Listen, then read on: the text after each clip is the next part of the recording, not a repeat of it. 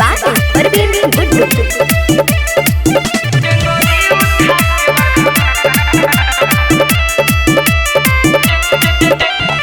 चली जवानी हमर रोज हहारे जल्दी से आवा राजा तू ऐसे घरे। चली जवानी हमर रोज हहारे जल्दी से आवा राजा तू ऐसे घरे। तोहरे हेला खोली राखी होई खजाना के ढापना लगा के रखना बालब बुता के रखना